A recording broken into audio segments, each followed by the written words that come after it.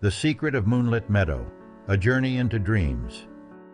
Long ago, in a quiet village nestled between a forest and a winding river, there lived a curious girl named Eliza. She loved exploring, always searching for hidden treasures or forgotten stories. But there was one place she had never dared to venture, Moonlit Meadow. The meadow lay just beyond the village, glowing softly every full moon. The elders often whispered about its mysterious beauty, warning children never to step foot there.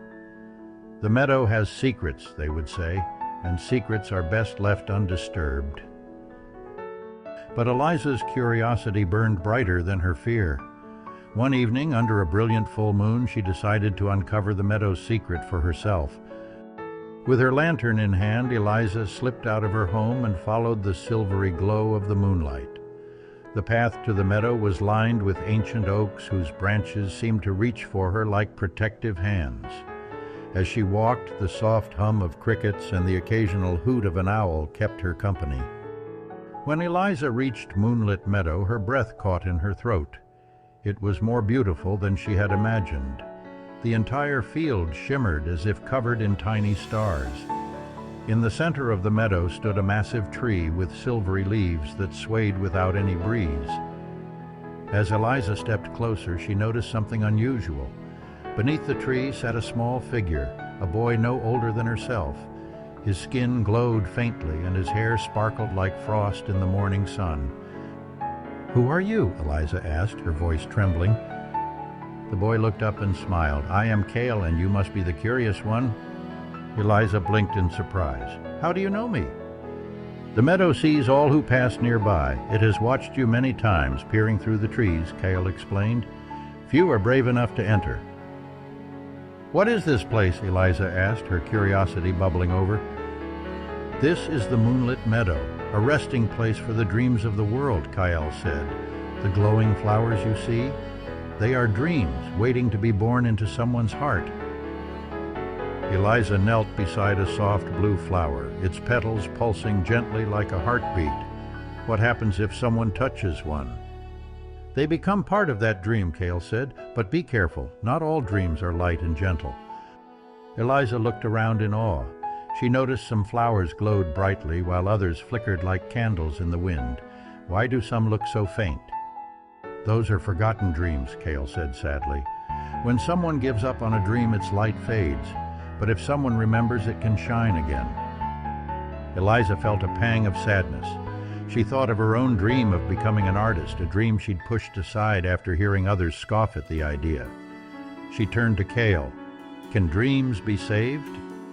Kale nodded. "If you believe in them." Suddenly, a rustling sound came from the far side of the meadow.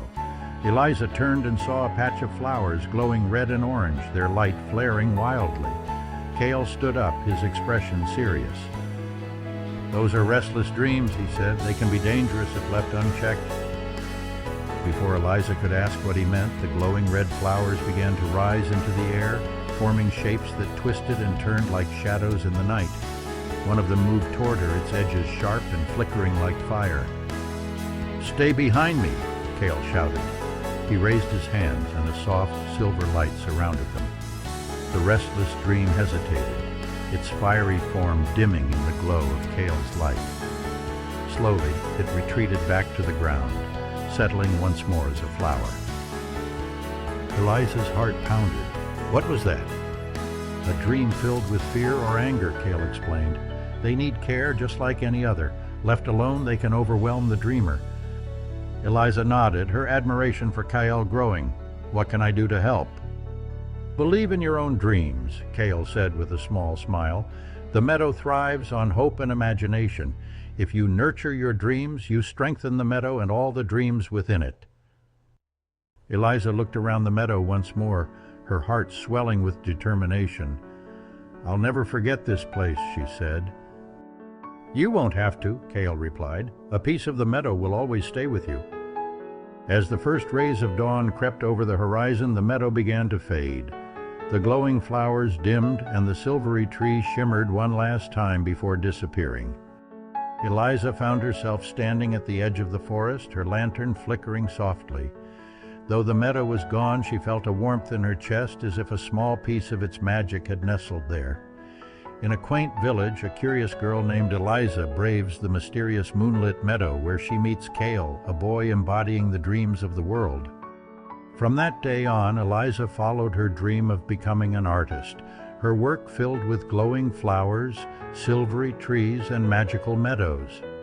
Her art inspired others to dream, and she often told the story of the moonlit meadow, encouraging everyone to believe in their own magic. Good night, little dreamer. May your dreams glow brightly like the flowers of Moonlit Meadow. The Garden of Everlasting Seasons, a tale of hope, kindness, and wisdom. In a quaint village nestled between rolling hills, there was a tale whispered among the townsfolk about an ancient garden hidden deep within the forest. This wasn't just any garden. It was said to hold all 4 seasons at once. Flowers bloomed in springtime splendor, leaves burned bright in autumn hues, snow blanketed the ground in frosty white, and summer sunlight warmed the air, all coexisting in perfect harmony. The garden was known as the Garden of Everlasting Seasons, and legend had it that whoever found it could ask for a gift from the spirit that tended it. The catch? Only those pure of heart could find the garden, and they would need to prove their worth. In the village lived a young girl named Clara, known for her curiosity and kindness. She spent her days helping her neighbors and tending to her little patch of flowers behind her house. But lately she had noticed the flowers weren't blooming as they should. The soil was dry and the weather had been harsh.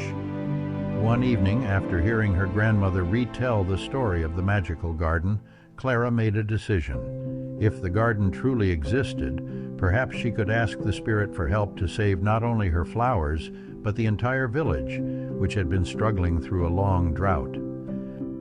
Clara packed a small satchel with water, bread, and a notebook to jot down anything she might learn. The next morning, with the sun just peeking over the hills, she set off toward the forest. The deeper Clara ventured into the woods, the more the air changed.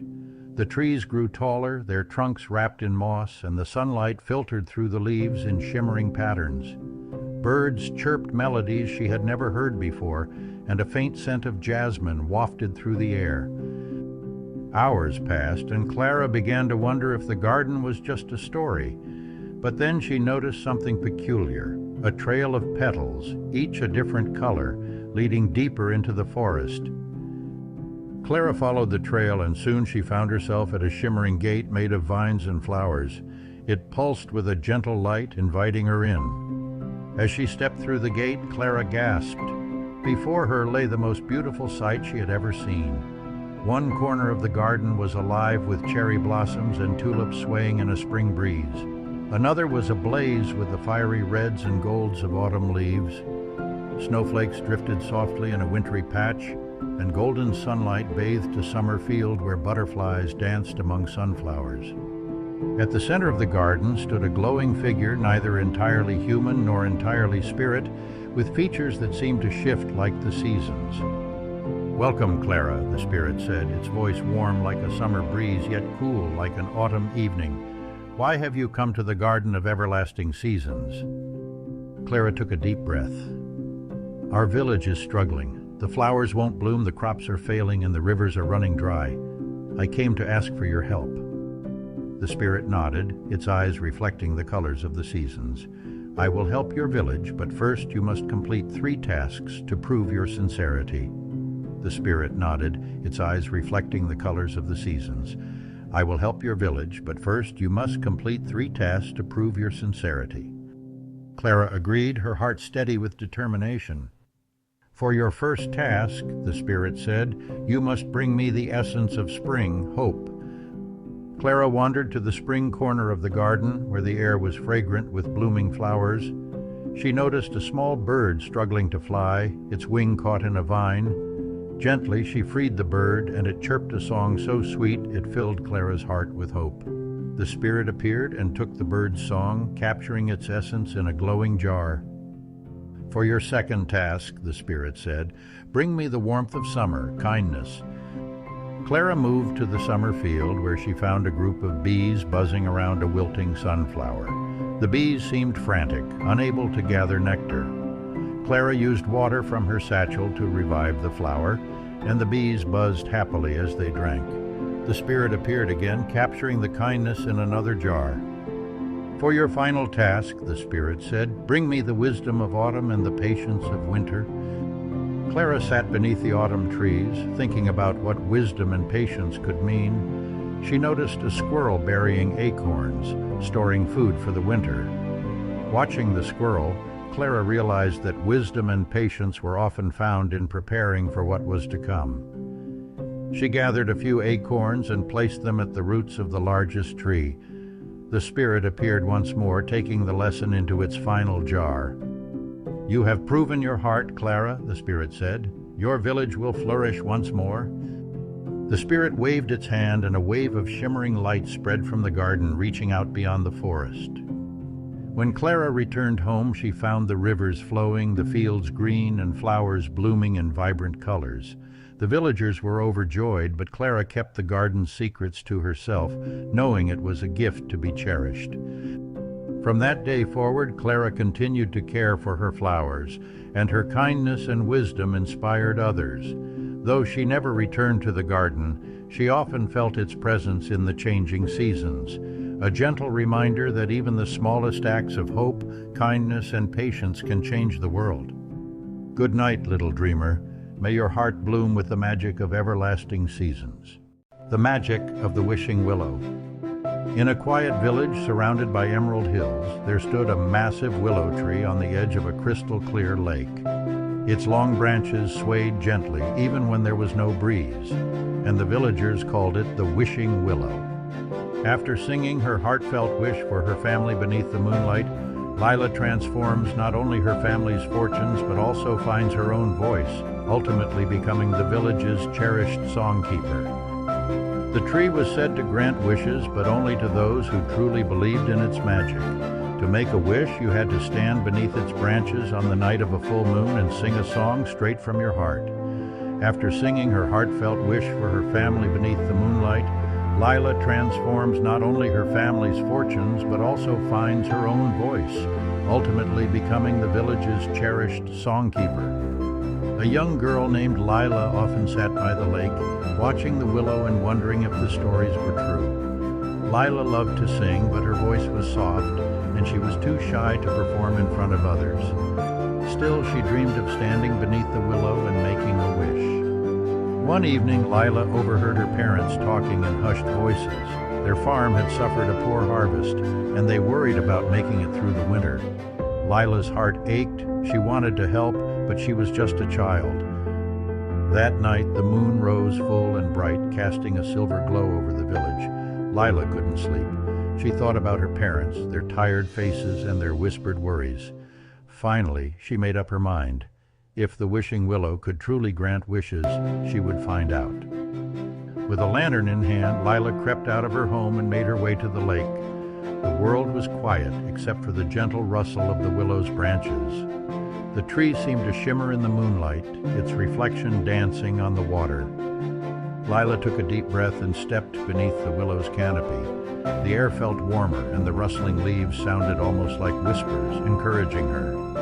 After singing her heartfelt wish for her family beneath the moonlight, Lila transforms not only her family's fortunes, but also finds her own voice, ultimately becoming the village's cherished songkeeper. "What should I sing?" she wondered aloud. The answer came from her heart, and she began to hum a melody she often sang to herself when she was alone. Slowly, words came to her, and her voice grew stronger as she sang about hope, love, and her wish for her family's happiness. As her song ended, the willow's branches began to glow faintly, and a soft, melodic hum filled the air. The tree swayed gently, as if bowing to her. Then one of its golden leaves floated down and landed in her hands. Lila held the glowing leaf close, feeling its warmth spread through her. She didn't know what it meant, but she felt a sense of peace, as if the willow had heard her and understood.